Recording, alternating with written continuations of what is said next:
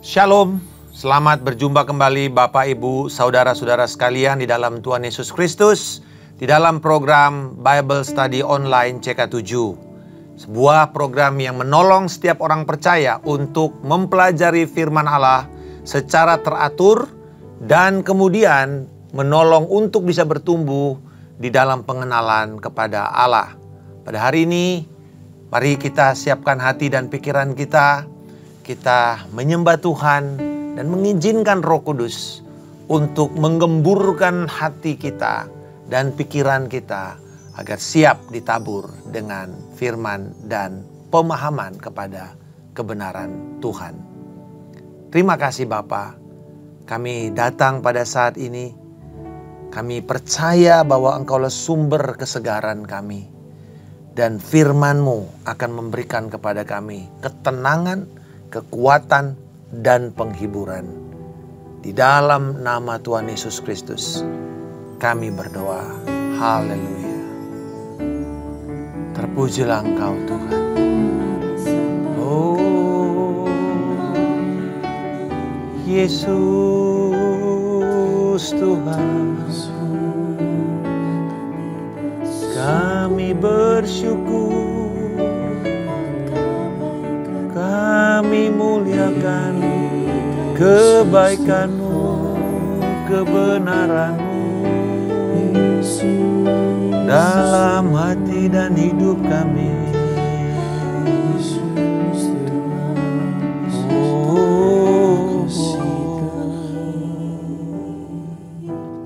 Ujilah aku Tuhan, cobalah aku Tuhan, selidiki batinku dan hatiku,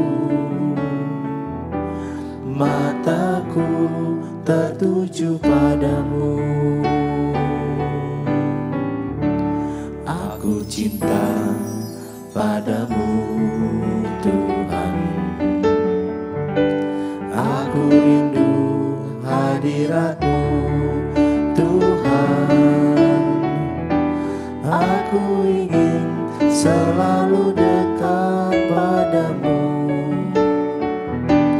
menikmati kehadiran-Mu. Ku nyanyi Hosana bagi Rajaku yang duduk di tahta. Aku muliakan dan ku agungkan, Kau layak disembah. Ujilah aku Tuhan, cobalah aku Tuhan, selidiki batinku dan hatiku, mataku tertuju padamu. Aku cinta padamu Tuhan, aku rindu hadirat-Mu Tuhan, aku ingin selalu dekat padamu, menikmati kehadiran-Mu. Ku nyanyi Hosana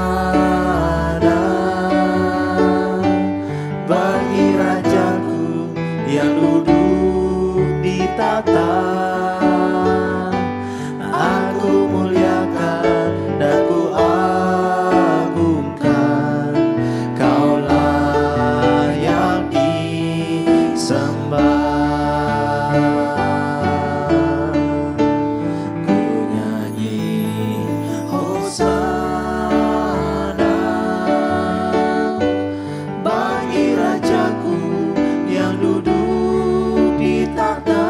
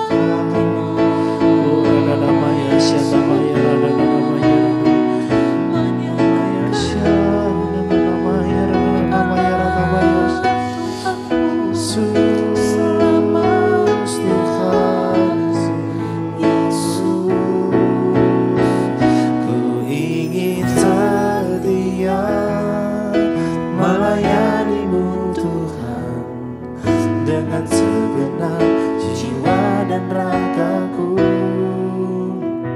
Ku ingin selalu menyembah-Mu Yesus dengan segenap hatiku.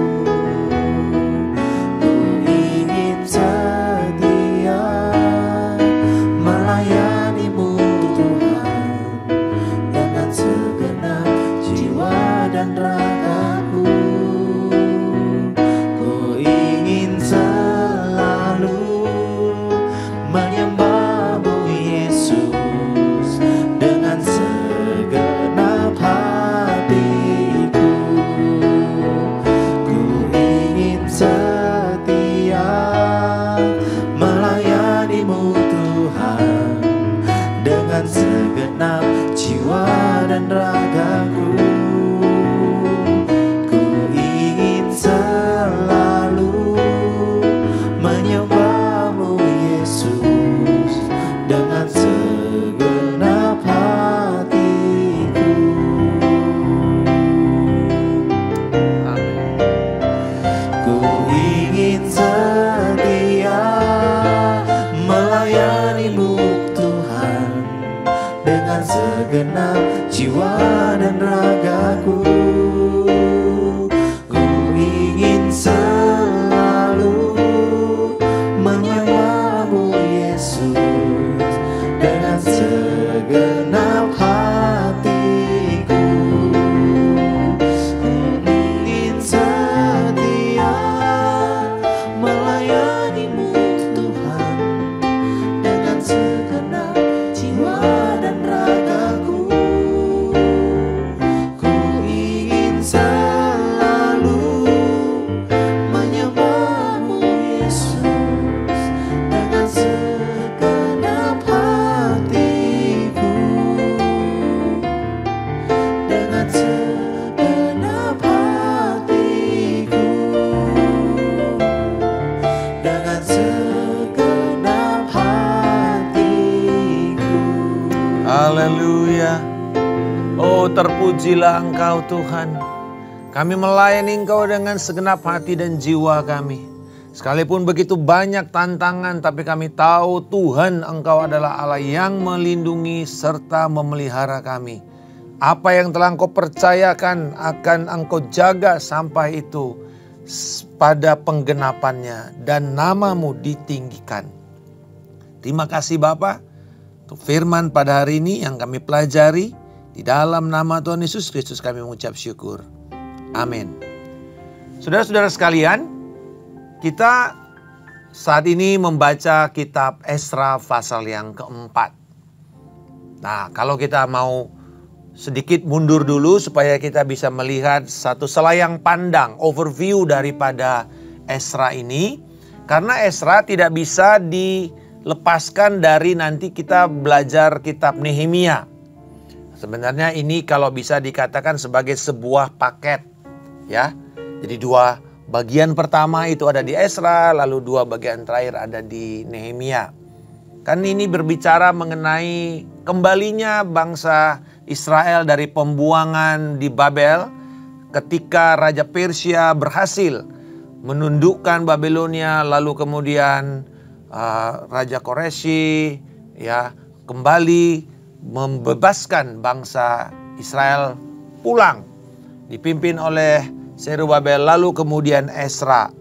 Nah, kita melihat pada waktu mereka datang di pasal 1 sampai dengan pasal yang ketiga ini mereka pulang, pendaftaran semua silsilah siapa yang dikembalikan ke tanah Yerusalem. Lalu kemudian dari pasal yang keempat sampai dengan 6 kita melihat ini sebagai oposisi, tantangan dalam proses restorasi daripada rumah Tuhan, bait suci itu. Dan tantangan ini datangnya dari dalam, dari luar, dari sekitar, wah macam-macam, dari otoritas. Dan kemudian bagian terakhir dari Esra ini adalah perayaan atas selesainya bait suci dan ditandai selalu dengan adanya pengakuan akan tangan Tuhan yang menyertai. Dan di sini biasa dilakukan dengan sebuah perayaan, yaitu perayaan Paskah. Kemudian kita melihat bagian ketiga itu adalah Nehemia, pasal pertama sampai dengan ke-7. Yang mengikuti seperti juga pola yang pertama tadi. Ditekankan kepada doa, kepada pertobatan, lalu kemudian adanya otorisasi dari raja untuk mengutus Nehemia kembali, dan proses restorasi tembok. Kalau yang pertama restorasi bait suci, sekarang restorasi tembok. Dan kita tahu di dalam restorasi tembok ini pun ada banyak tantangan terjadi. Dari dalam maupun dari luar. Dari otoritas. Tapi kemudian kita tahu bahwa setelah selesai mulailah adanya dedikasi. Ayat 8 sampai pasal 8 sampai 12. Yaitu bagaimana mereka berkumpul bersama-sama. Lalu kemudian mereka mendeklarasikan. Mereka mempelajari firman Allah. Dan akhirnya ditutup dengan mengatakan bahwa dalam pasal 13 akan akhir dari seluruh perjuangan bangsa Israel yang pertama sepertinya sangat malu, tetapi kemudian Tuhan pulihkan. Dan kita tahu bahwa perjanjian lama itu selesai dari penulisannya di dalam Esra pasal yang ke-13. Setelah itu kita tahu masuk di dalam 400 tahun masa senyap, di mana tidak ada lagi pewahyuan yang ditulis, yang ada adalah perjuangan-perjuangan politik dan mempertahankan bait suci dari serangan Yunani dan juga Romawi sampai akhirnya Yesus Kristus datang. Nah, saudara-saudara, jadi kita tahu sekarang pasal 4 ini ada di dalam bagian proses pemulihan penyembahan yang dimulai dengan pemulihan restorasi bait Allah. Dalam pasal yang keempat ini digambarkan, di judul di sini dikatakan sebagai pembangunan bait Allah terhambat. Kenapa terhambat? Karena bait suci terhalang oleh sebab adanya oposisi. Jadi sebenarnya pasal keempat ini bicara tentang oposisi, tentang para penentang-penentang.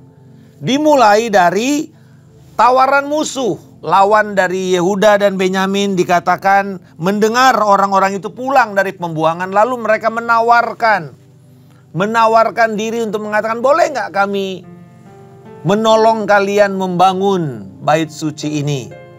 Tetapi kita tahu bahwa bait suci tidak dibangun dengan cara kompromi dengan orang-orang yang tidak mengenal Allah. Sekalipun mereka mengatakan kami ini turut membangun karena kami ini juga selalu mempersembahkan korban bagimu. Sebenarnya kelihatannya secara manusiawi enak ya. Wah, ini ada orang yang bersimpati kepada kita. Mau tolong kita. Mereka juga tidak keberatan kita menyembah Yahweh bersama-sama. Tetapi tetap di dalam hal ini Zerubabel yang memimpin pada waktu itu menyadari dan mengatakan, tidak dengan cara ini kita membangun bait suci. Saudara, mungkin bait suci ini berbeda dengan bangunan lain. Bukan masalah kemegahan semata-mata, tetapi cara melakukannya. Itu sebabnya di dalam gereja, operasional gereja itu tidak bisa kita tiru cara dunia. Tentu kita perlu profesional, menerapkan prinsip-prinsip manajemen yang baik, tetapi bukan dengan modus nilai yang ada di dunia, atau mencampur adukkan dengan yang ada di dunia. Tetapi Tuhan mau rumahnya itu dibangun dengan blueprint dan cara yang Dia sendiri tetapkan. Karena ini untuk kemuliaannya dan namanya ada di sana, dipertaruhkan di sana. Lalu mereka menolak tawaran dari lawan-lawan ini. Dan akibatnya adalah mereka mulai melemahkan semangat bangsa Israel. Jadi ketika tawaran bayi ini nggak diladenin, justru mereka mulai kelihatan aslinya. Serang terus sampai semangat mereka patah, moral mereka patah. Saudara-saudara, kita mesti taruh di dalam pikiran kita. Ini bangsa yang pulang ini dari Babilonia, ini bangsa budak. bangsa yang tidak punya kemampuan sama sekali untuk berperang. Moral mereka sudah hancur 70 tahun. Bahkan beberapa anak-anak mereka itu tidak bisa lagi berbahasa Ibrani, tidak bisa lagi membaca tulisan Ibrani, nggak tahu lagi Taurat itu seperti apa. Moral yang rusak, moral yang lemah. Lalu kemudian ada tantangan-tantangan di kiri kanan dengan proyek besar, yaitu Bait Suci. Dan Tuhan itu selalu memulihkan umatnya dengan cara memberikan tanggung jawab untuk dia bisa belajar mengenal Tuhan. Dan cara Tuhan memulihkan bangsa yang hancur ini apa? Dimulai dengan pemulihan penyembahan. Memulihkan penyembahan. Membangun rumah Tuhan. Bukan secara fisik semata-mata, tetapi ada pembelajaran rohani di sana. Mereka tahu bahwa saya sedang membangun rumah Tuhan. Masih ingat ada orang yang bekerja tukang batu di Eropa pada masa abad pertengahan. Dan dia bilang, kamu ngapain? Saya cuma kerja tukang batu. Oh, kamu melihat ini sebagai kerja tukang batu. Yang satu mengatakan, kamu kerja ngapain? Oh, saya motong-motong batu untuk pembangunan sebuah rumah. Proyek yang cukup lama, dia bilang gitu. Tapi ada satu lagi, orang yang sama. Dia mengatakan, kamu lagi ngapain? Saya memotong batu untuk membangun rumah Allah. Karena sebenarnya itu proyek adalah proyek katedral. Dan katedral kalau dibangun di Eropa itu tidak ada yang 1 tahun, 10 tahun. Seperti di Cologne itu 400 tahun lebih. Artinya kita bisa bekerja hanya memikirkan tentang hari-hari kita, yaitu saya kerja cari makan. Atau saya kerja untuk satu proyek mau nabung duit untuk melakukan sesuatu. Atau yang ketiga, saya kerja untuk Tuhan.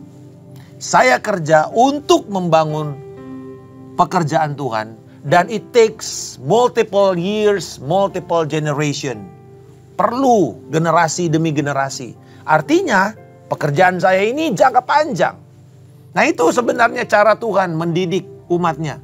Dikasih proyek yang lama, panjang, berat. Tetapi mereka tahu bahwa ini adalah pekerjaan yang lebih besar daripada hidup mereka. Karena ini untuk Tuhan.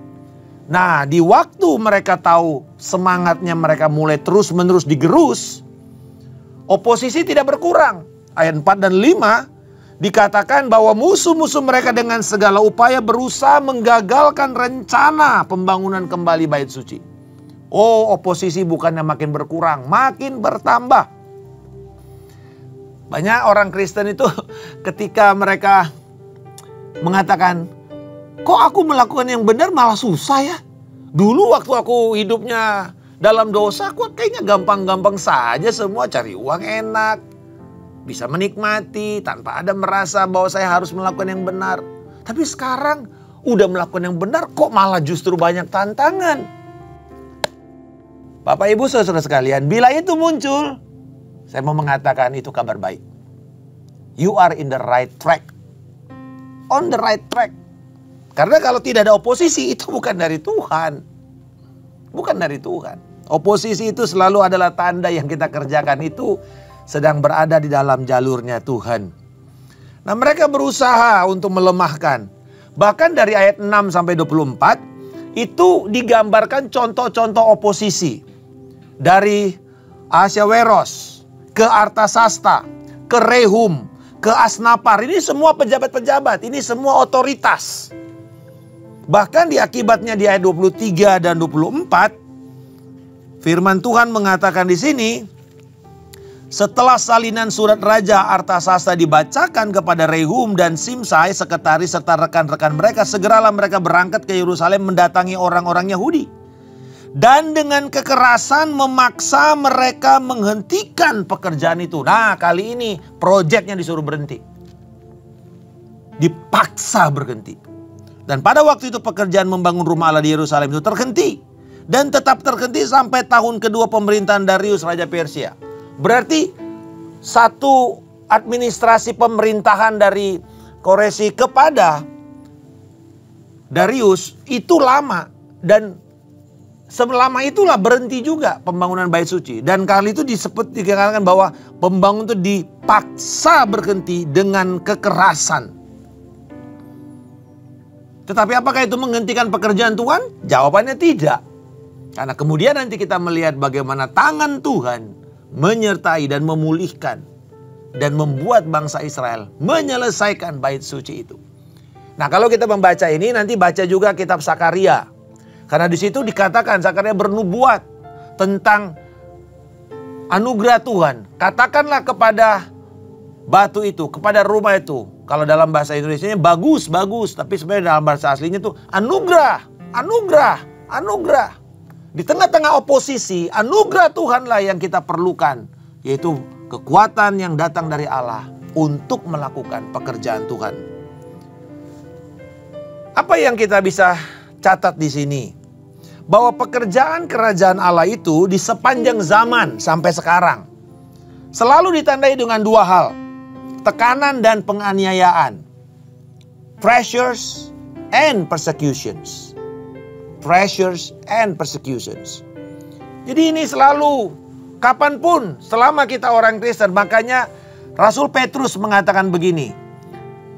Kalau kamu dianiaya, semua saudara-saudaramu di muka bumi ini pun mengalami hal yang sama. Jadi seringkali kalau kita dianiaya, kita langsung merasa, aduh, kok saya jadi begini. Kita pity party, kita menjadi self pity, kita mulai mengasihani diri kita sendiri. Malangnya aku dan segala macam. Kita mulai playing victim. Salah Bapak Ibu. Harusnya kita menyadari, this is the right moment. I'm in the right track. Saya sedang ada di dalam jalur yang benar. Ini pembelajaran pada waktu saya baru terima Yesus.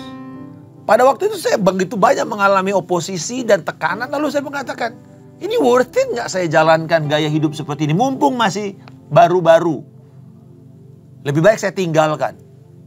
Tetapi kemudian saya diajar oleh satu orang yang menjadi mentor saya. Dia bilang begini, coba lihat, pesawat itu harus terbang melawan arah angin untuk dia bisa take off. Saya sempat ada sekitar 5-6 tahun menjadi chaplain di sekolah penerbangan. Jadi saya banyak murid-murid saya itu adalah para penerbang-penerbang senior sekarang di perusahaan-perusahaan besar. Nah, selalu kita mesti bilang terbang harus selalu melawan arah angin. Pada waktu take off. Nanti pada waktu kita sudah cruising, kita cari jalan searah lah, kita bisa cepat. Ya, ada yang namanya tailwind, ya angin dari belakang dari buritan yang mendorong kita supaya bisa cepat. Tetapi waktu take off pertama enggak. Jadi kira-kira ini pesawatnya ya terbang. Ini oposisi. Jadi oposisi datang, teng dia terbang, teng. Dia tahan terus, dia hadapin terus supaya dia naik. Kalau dia terbang itu searah dengan arah angin, nggak bisa terbang-terbang, malah nyungsep dia nanti. Nah, seringkali kita mau cara gampang. Dan kita berpikir kalau dari Tuhan pasti dimudahkan semuanya. Belum tentu. Itu salah berpikir sebenarnya, itu sesat pikir malah saya bilang.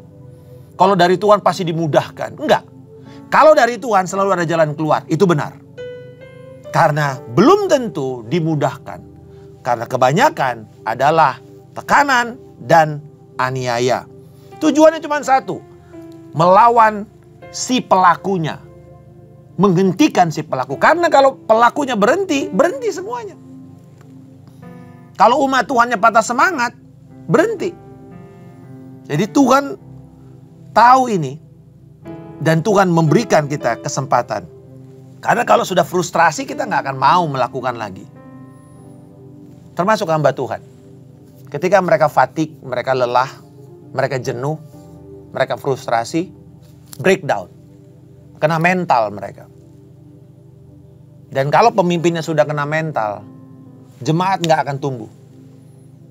Karena jemaat hanya tumbuh sebatas pertumbuhan pemimpinnya. Jadi kita bersyukur.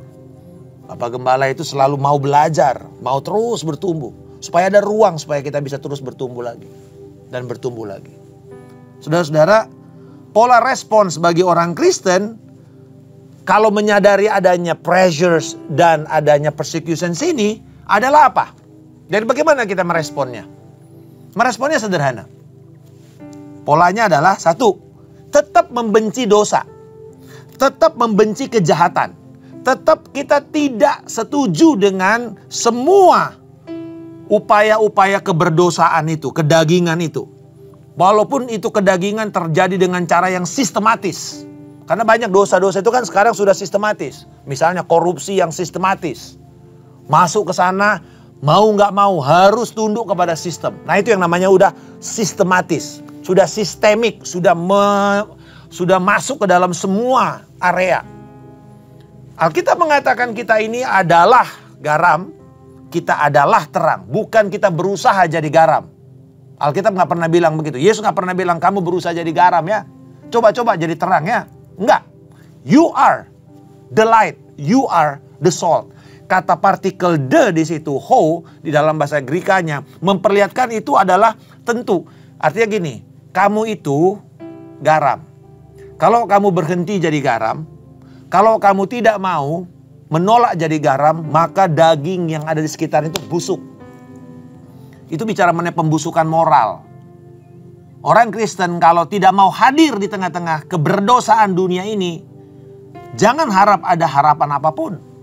Justru ada kebinasaan. Kita yang menghentikan pembusukan itu dengan hadir di tengah-tengah itu. Jadi satu, jangan kompromi. Itu caranya menghadapi pressure dan juga menghadapi persecutions. Tetapi yang kedua, nah ini yang lebih menantang, yaitu bersamaan dengan kita menolak dosa, kita menunjukkan kasih yang tulus kepada orang yang berdosa itu. Nah itu caranya Yesus. Kasihilah musuh-musuhmu. Berdoalah kepada orang yang menganiaya kamu. Bapak Ibu, seringkali orang-orang menuduh orang Kristen itu lemah, pengecut, takut, dianiaya diem. Tapi sebenarnya yang kita sedang diajar oleh Yesus adalah power under control. Ajarkanlah itu dengan sabar dan pengendalian diri. Penghakiman bukan hak kita. Itu milik Tuhan. Apa yang kita lakukan? Kita tidak setuju dengan dosa. Kita menolak untuk tinggal di dalam keberdosaan. Tetapi kita memperlihatkan kasih, pengampunan, berkat kepada mereka yang hidup di dalam dosa, yang menganiaya kita. Dengan begitu, kasih itu tak terkalahkan. Kasih itu akan melepaskan kita dari cengkeraman duniawi dan mengangkat kita kepada apa yang Tuhan inginkan. Kasih melenyapkan banyak, mengalahkan banyak dosa. Saudara-saudara sekalian, kedua senjata kita ini, tidak kompromi, mengasihi dengan tulus ikhlas, disatukan karena apa? Karena senjata yang kita punya adalah senjata yang rohani. Bukan senjata karena musuh kita bukan darah daging. Oposisi itu jangan kita lihat darah dagingnya, tapi kita lihat roh yang ada di belakangnya, kekuatan spiritual yang ada di belakangnya. Maka untuk itu kita diberikan kekuatan senjata-senjata rohani. Dalam Efesus pasal yang ke-6, semua perlengkapan senjata Allah itu, nah itu kita pakai. Kita pakai itu semua. Kebenaran, keadilan, kita pakai iman, kita pakai firman Tuhan, kita pakai ketopong keselamatan, kerelaan untuk memberitakan kasih sekalipun mengalami tekanan-tekanan berat. Tapi justru kuasa senjata rohani dan jaminan kemenangan di kayu salib dari Yesus Kristus. Itulah yang membuat kasih dan pengorbanan kita tidak akan terkalahkan. Jadi sahabat sekalian, Bapak Ibu, saudara-saudara sekalian, kita tidak melakukan dengan konfrontasi fisik. Membangkitkan pemberontakan bersenjata. Bukan itu cara Alkitab melawan oposisi, melawan tekanan, melawan atau merespon aniaya. Tetapi tidak kompromi, dengan tulus, dan dengan perlengkapan rohani, dan dasar kemenangan Kristus di kayu salib, kita berjalan dengan kesaksian ini. Sambil menyadari, memang oposisi akan selalu ada. Dalam kisah ini ditutup dengan kabar yang kurang menyenangkan. Pekerjaannya terhenti. Tapi terhenti bukan berarti mangkrak. Enggak. Pasti selesai. Dan kita lihat terus kemudian bahwa pekerjaan itu selesai. Karena memerlukan sebuah pemikiran, sebuah perspektif. Saya nggak kerja ini 1 hari, 1 tahun. Tapi saya bekerja untuk Tuhan dari generasi kepada generasi. Mungkin di generasi saya belum bisa, tapi di generasi selanjutnya pasti akan tergenapi. Bapak Ibu, sama dengan visi di dalam Tuhan. Visi kita itu harus beyond our life, beyond our age. Visi saya harus bisa dilanjutkan oleh keturunan saya, oleh anak-anak saya, oleh generasi, oleh orang-orang yang lebih muda. Dan itu yang akan membuat kita melihat pekerjaan Tuhan akan tergenapi. Kiranya pembelajaran hari ini akan memberikan kita semangat ketika kita menghadapi oposisi. Bapa di surga, terima kasih untuk pelajaran yang berharga dari firman-Mu. Dan biarlah kiranya kami dengan sikap yang tidak berkompromi terhadap dosa, tapi tulus dengan kasih-Mu melayani, merespon dan mencintai, mengampuni orang yang bersalah yang menganiaya kami. Dan dengan perlengkapan kuasa dan senjata rohani serta kemenangan yang sudah Engkau berikan di kayu salib dalam Yesus Kristus, kami belajar merespon dengan benar bagi kemuliaan-Mu. Dalam nama Tuhan Yesus Kristus kami telah berdoa dan mengucap syukur. Haleluya. Amin. Tuhan Yesus memberkati. Shalom dan selamat beristirahat.